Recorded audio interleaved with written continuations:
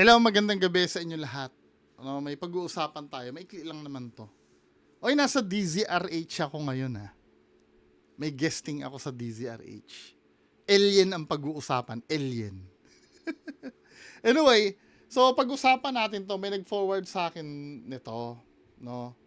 Sa Valenzuela pala. Ito dito sa amin. San kaya to?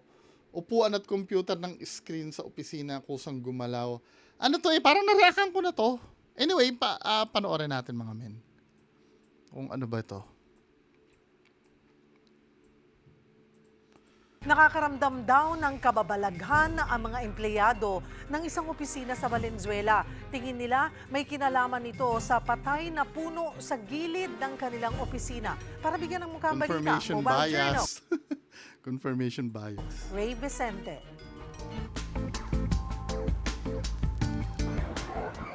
Palaisipan sa mga empleyado ng isang kumpanya sa Valenzuela ang biglang paggalaw ng upuan at screen ng computer sa kanilang opisina. Mag-aalas 7 Ito yun, nareakan na natin to. ng gabi noong May 14, abala pa sa tinatapos na mga papeles ang dalawang empleyado na ito sa Karuhatan, Valenzuela. Sa karuhatan to. Maya-maya, tumayo silang dalawa. Bigla namang gumalaw ang swivel chair na unang inuupuan ng isang babae. Still the same pa rin yung ano ko dito Yung theory ko dito 'Di ba? Malakas ang ano ko. Pwedeng mali ako, pwedeng paranormal naman. Sige. Pwede naman siyang paranormal. Kaya lang mas malakas yung kutob ko na may scientific explanation to, yung regarding sa upuan, na i-discuss ko na yan Kasabay ng paglipat ng screen ng computer na katapat nito. Kapag ikaw pa talaga yung Wait lang. Sige nga. unang inuupuan ng isang babae. Kasabay ng Lipat daw yung screen. paglipat ng screen ng computer Lumipat yung screen. Ganito yung view niya, no?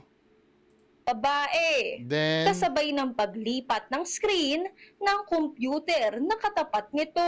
okay. Kapag ikaw pa talaga yung nakaramdam, is iba yung feeling na nakakatakot. Sinasabi din po sa sa comments na pressure daw po ng upuan, yung pagtayo daw po Yun din yung sinasabi ko. po umangat. Kasi sa video po makikita po na hindi po siya umangat Bigla na lang po siyang gumalaw. Kwento pa ng empleyado, sige. umaga pa lang daw ay tila may nagpaparamdam na sa opisina. Akala ko po nakalib pa rin po siya noon that time. Pero nung natapat na ako doon sa may pinto po namin, may naririnig na po akong tumatawa. Then pagbukas ko po, sarado pa po yung ilaw, yung aircon nakapatay pa po. Katunayan, mula 2024, samut-saring nakakakilabot daw ang nararanasan nila doon. Heto ang suspetsya nila. Kasi may malaking puno po siya. So, hindi Confirmation bias na yan. po yung tinatanggal ng may Sabi, dami siguro nagagalit sa akin. Kontra naman kontra to. ari po. Yung puno po is patay na po siya. Ito naman ang palagay ng isang paranormal expert. Mga spirit naman Theophilus expert? nature na nila yung magbantay ng mga Expert? Wala namang expert sa paranormal Theophilus. Ano naging expert yan? bagay sa paligid. Tawag na territory, no? So, if merong talagang naninirahan doon na territorial na spirit, then most likely that could be one possibility. Hindi kasi siya sapat para sabihin lang, no, na dahil sa puno na yun. Hindi natin alam yung history ng place. Ang tingin niyang posibleng may kagagawan ng paggalaw ng upuan at ibang pangyayari. I don't think a poltergeist will just do that, no? Magpapagalaw lang ng gamit. Worst case scenario, dapat meron talagang masusugatan dyan. There's a chance na meron sasaniban dyan. There's a chance Ano na yung conclusion mo? may masisirang gamit. We talaga ng isang psychic at gumawa ng investigation. Mga kapatid, mobile journalist. Hindi siya hindi siya, ano ba yung suspect niya? may masasirang gamit. We are not debunking that this could be a paranormal phenomena rin naman. Siguro magpadala doon ng isang psychic. O, padala nyo daw siya doon siguro. Yun siguro ang gusto ni Theophilus. Anyway, ako, no, sige, totoo naman sinabi ni Theophilus. Pwede rin naman paranormal. Pero ako, malakas ang kutob ko na hindi to paranormal eh. Kasi, yung pag-igkas yan ng ito ba yun? Ito ba yun nangyari? Hindi, yung luma kong gaming chair, ganun kasi, may times na pag inupuan mo siya, kasi ito, hydraulic to eh. Wait lang ha. Hydraulic kasi itong upuan. Paano ba to? 'Di ba? Tumataas, bumababa 'yan. Ito kasi bago kasi ito upuan ko eh. Tumataas, bababa ako ha. Bumababa 'yan, 'di ba? May times kasi na faulty yung hydraulic. Pag upo ko, so makukompress siya. So pag aalis ako, may stuck siya na na nakakompress. Then eventually kakawala siya, iigka siya pataas. Now ang tanong dito, bakit pati daw yung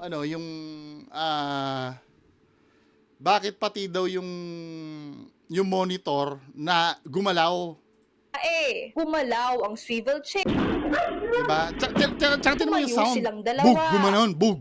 Ibig sabihin may pagbangga na nangyari. Dug, gumanon.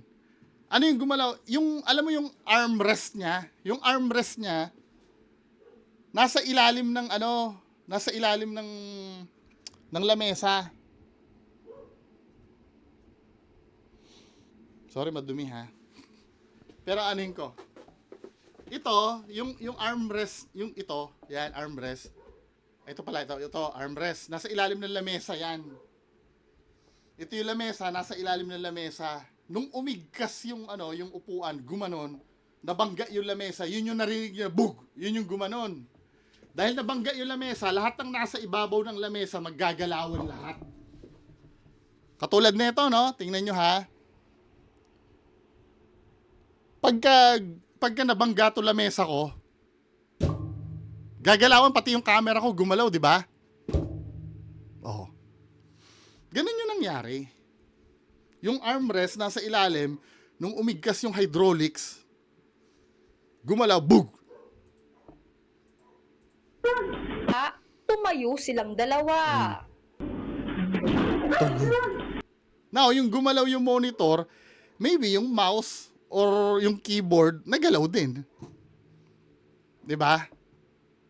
Yun lang explanation dun.